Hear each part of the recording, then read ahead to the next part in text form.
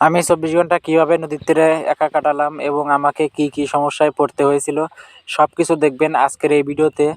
আর already কিন্তু ওই ভিডিওটি আপলোড হয়ে গেছে আমার মেইন চ্যানেলে, যেটার লিংক এই ভিডিওর ডিসক্রিপশন বক্সে দেওয়া থাকবে। যাই হোক, যাওয়ার পথে আমার বুকে ব্যথা করছিল।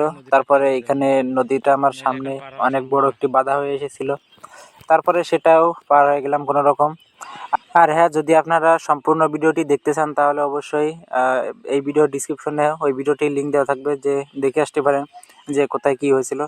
তারপরে শেল্টার বানানোর জন্য আপাতত এই খড়কুটা এগুলা জমা করতেছিলাম এবং রাতে শেল্টারে আগুন ধরানোর জন্য যেগুলো প্রয়োজন সব কিছু করতেছিলাম।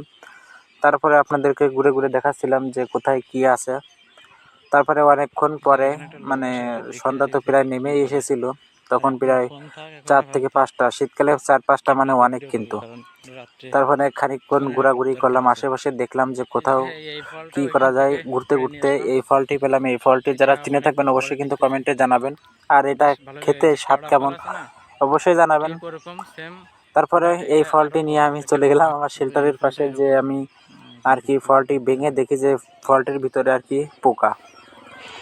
আর যেহেতু আমি এই চ্যালেঞ্জে কোনো খাবার নিয়ে যাই নাই, আসার সাথে কোনো খাবার দাবার কোনো কিছুই সঙ্গে রাখি নাই, ২৪ ঘন্টা থাকবো, সব কিছু আমাকে নদী থেকে জোগাড় করতে হতো বা নদী থেকে মারতে হতো। এই জন্য ফলটা পরিষ্কার করে খেয়ে নিলাম। তারপরে চলে গেলাম মাছ মারবো, দেখি কিভাবে মাছ মারা যায় নদী থেকে। বাড়ি থেকে একটা বড়শি নিয়ে গেছিলাম মাছ মারবো দেখে, কিন্তু নদীতে অনেক পানি থাকায় শেষ পর্যন্ত এই চেষ্টাটাও ব্যর্থ হলো। ব্যর্থ জেনেও আমি আবারও চেষ্টা করলাম যে কোনোভাবে দেখি মাছটা মারা যায় কিনা, না হলে রাতে না খেয়ে থাকতে হবে।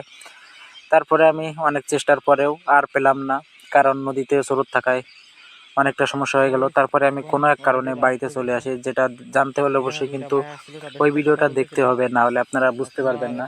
আর এটা এমনি এমনি কিন্তু আমি সহজে চ্যালেঞ্জ ছাড়ি না, তো কেন ছেড়েছিলাম জান